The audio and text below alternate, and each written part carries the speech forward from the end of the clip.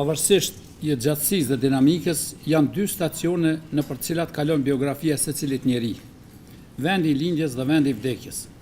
Madje në një paraqitje të përmbledhur e të simplifikuar, shpesh përmenden vetëm këto dhëna gjeografike në biografinë e një personaliteti. Ndonse edhe kur shoqërohen me të dhëna nga të ndodhurat e tjera që përgjatë kronologjisë jetësore zhvillohen hapësira të ndryshme, vendi i lindjes dhe vendi i vdekjes paraqiten si kufi absolut e funksional biografik. Në rrugtimin 75 vjeçar të Ali Efendi Jakupit, këta kufi gjeografik kanë të bëjnë me Gjilanin dhe Stambollin. Vendlindja, pavarësisht se një kasaba periferike parandorake dhe një vend i vogël krahasuar me Kairon, Ankaran dhe Stambollin, shënon për kufizimin bazik identitar të Ali Jakupit, shënon përcaktimin e palëkundshëm të cilin do ta forconte, do ta begatonte edhe më tej në sferën e identitetit fetar, intelektual, profesional e tërësor, si individualitet i shquar në shoqërinë turke, ndikimi i cilit do të shtrihen për masa të gjera lidhur me formimin e elitës fetare dhe institucionale të kohës. Të mos harrosh Gjilanin, Kosovën, në një kuptim më të gjerë të vendit të origjinës, përkatësisht vatanit që nuk pushon kur të jetë i tillë, ndonse do të qëndroje e do të formoheshe në planin akademik e profesional në pjesën më të rëndësishme të jetës në alzarin e famshëm të Egjiptit, në hapësirën e atij vendi që vijon të mbetet ndër më interesante në historinë njerëzore për shtresimet e shumta mijëvjeçare historike kulturore, pastaj të vijoje jetën në Stambollin e modelit të metropolit organik që shquhet për kozmopolitizmin ndërveprues civilizimor. Kjo do të thotë të ruash lidhjet me gjenezën, me formimin themelor, si besimtar, si intelektual, si veprimtar, të formuar në një mes në cilin të jesh shqiptar në planin kombëtar, pas pushtimit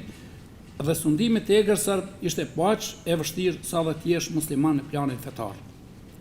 Ndonse kishte mundësitë një farë integrimi në jetën sociale fetare të kohës në vatanin e tij, nga që krahas gjuhës së nënës shqipes, ai zotëron të shkëlqyeshëm dhe slavishten dhe gjithashtu kishte një bazë solide formimi shkollor për kohën. Ali Jakupi konsideronte se nuk do të mund të realizonte veten si musliman i lirë në robërinë e pabesimtarëve. Nuk mund të mos japim të drejtë këtë pikpamje, sidomos nëse marrim parasysh dhunën që përjetuan shqiptarët pas pushtimit të tokave të tyre nga shtetet slave, veçmas nga Serbia dhe Malizi, zullumin që erdhen trajtat konvertimit dhunshëm, vrasjes masive të popullsisë, burgosjes, shpronësimit dhe dëbimit nga vatrat stërgjyshore. Fundja, Alimi ynë e kishte provuar këtë dhunë edhe në familjen e tij. Dihet botërisht se pushtuesit e trojeve i cenuan familjen Jakupi dhe farefisin më të gjerë Shkodran vitet vijuse pas largimit të tij. Lidhur me këtë çështje, ju mund të mësoni më shumë nga dhëna sintetizuese të autorit Bislim Pideva. Karakteri përcaktues religioz i shoqërisë në Ballkan, i cili për 5 shekuj ishte ngritur në parimin themelor të respektimit të diversiteteve fetare kulturore në kuadër të perandorisë plurale osmane, atë botë ishte zëvendësuar me një nacionalizëm primitiv që shkonte në kufi të shovinizmit me tendencën e zhbërjes gjenocidiale të secilit përbërës jo slav dhe jo ortodoks në hapësirat e pushtuara etnike shqiptare. Në përputhje me këto rrethana të cenimit të rënd, në kontekstet të cilave muslimanët e Ballkanit u tkurrën territorialisht dhe u paksuan për rreth 30% nga numri gjithëmbashëm vetëm brenda pak vitesh, është e qartë se hijreti Ali Jakupit në drejtim të Turqisë ishte i motivuar nga ruajtja e vlerës më të shtrenjtë e më përfaqësuese në jetën e tij, të cilën e kishte identifikuar me fjalët. Po citoj: "Për fen time i vetmi vend që di që të mund të jetosh si musliman dhe të mund të vdesësh si musliman është Turqia, prandaj zgjodha si vatan dhe bëra hijret atje." Faqe 184. Hijreti i Ali Efendi Jakupit nuk ishte asnjë variant shpërfillje dhe as më pak mohim i tij.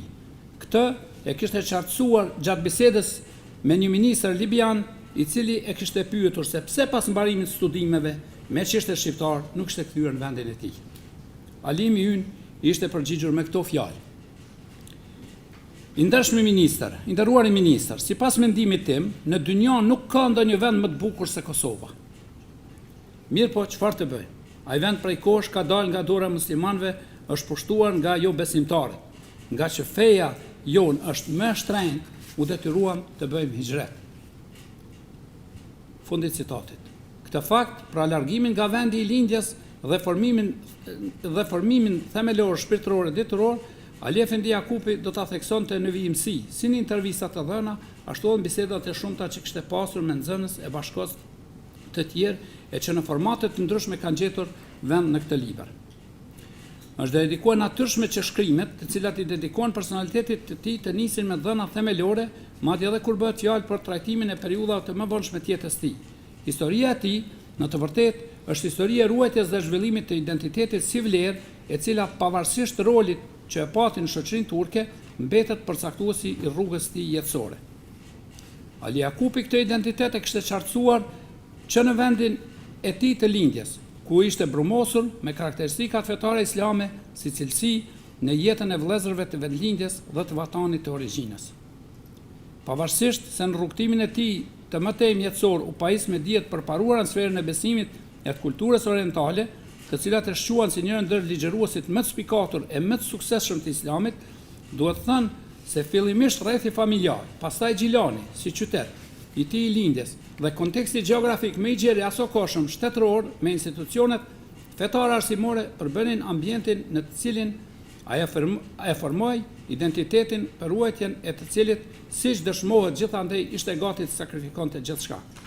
Sikundër e gjejmë në krye shembullin e pejgamberit alayhis salam, edhe largimi i tij nga vendlindja ishte i dhëmshëm, por i domosdoshëm sipas bindjeve dhe qëllimeve jetësore të tij. Duke e parë se nuk mund ta shpëtonte vatanin, që për shekuj kishte lulëzuar në planin fetar e social në Osmanli, Ali Jakupi vendos ta shpëtojë identitetin e tij duke kërkuar një vatan në të cilin të paktën do të mund ta ruante veten nga një huajsim i plot në këtë pikpamje. Sipas tij, Islami ishte më i rëndësishmi në jetën e popujve që përfaqësuan atë. Ishte vlerë e një rëndësie të tillë që solli transformimin e tyre nga shoqëri nomade të prapambetura në shoqëri të organizuara e të përparuara. Kjo pikpamje integruese e panislame ishte e bazuar në bindjen e tij se përmirësinë, dashurinë dhe paqen ndërmjet njerëzve, lidhja shpirtërore dhe ajo besimit është më e rëndësishme se lidhja gjuhësore dhe e gjatë. Rrjedhimisht, pa e mohuar asnjëherë identitetin e tij bazik të origjinës, ai ndërton në bindjet e tij një mbi identitet, apo të themi një super identitet, nëpërmjet cilit e njëjtëson përkatësinë e tij fetare me pjesëtar të kombeve të ndryshme të botës. Suksesi i qasjes tij, i realizimit të këtij identiteti, që e nënkupton bashkësinë islame si një tërësi globale, del në pamje së miri në librin që i është dedikuar e ku nuk i kanë kursyer fjalët për kontributin e tij madhor personalitetet shquara të kulturës, të dijes, politikës, të fesë, e përgjithsisht të historisë së re të shoqërisë turke, sikundër janë sekretari i përgjithshëm i Organizatës së Bashkëpunimit Islamik Ekmeledin Ihsanoglu, kryeministri i Turqisë Necmettin Erbakan, dietarët dhe personalitetet e shquara si Mahmud Esad Gjoshan, Osman Ozturk, Mustafa Uzun, Mahmud Kaya e shumë të tjerë. Ali Efendi Jakupi, me largimin e tij drejt Turqisë, u përcaktua që nëpërmjet mbjetesës së vështirë të identitetit të tij fetar, si një musliman i cenuar në aspektet e lirisë së besimit në vendin e tij të robëruar, në një rënon dhe jetësimit kreativ, e ndikues në jetën shoqërore të Islamit, në përputhje me bindje dhe kapacitetet e tij në anën tjetër, të zgjidhen të vërtetë ndërmjet situatës një besimtari të vuajtur e të bindur dhe situatës një dietari islam të një alimi me ndikim të përmasave në të cilat u shfaq gjatë gjithë jetës tij, duke u bërë faktor i rëndësishëm në përhapjen e fjalës dhe të dijes islame. Prandaj, themi se, duke u përcaktuar për aktivizmin veprues, Ali Efendi Jakupi në një dimension tjetër u bë mbështetje për vatanin e robëruar. Në sa të përqimit të dashurisë së tij për vëllezërit e robëruar, në mes në nxënësve të tij mbollin ndjenjen e solidarisë me shqiptarët dhe me Kosovën, e cila me kalimin e kohës mori përmasat e mbështetjes permanente, institucionale dhe kombëtare gjithandej shtetit turk. Respekti dhe dashuria për të, në mes natyre që e njohën, apo më mirë thënë që e pasuan, dhe që janë përfaqësuar në librin e Necdet Yilmazit, u shndruan në aktivizëm dhe interesim të vazhdueshëm të elitës së vendit, të cilit i dha gjithçka pati nga dimensioni i tij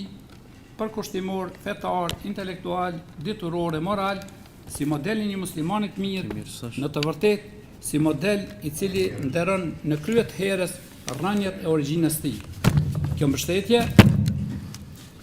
mbështetje madje edhe në përmasat përkrajes në arenën globale që erdhi Kosovës edhe si mirënjohje për alimin ton, u bë njëra ndër urat më të sigurta e më frymëdhënëse të bashkëpunimit ndërmjet dy kombeve, ndërmjet dy vendeve vëllazërore.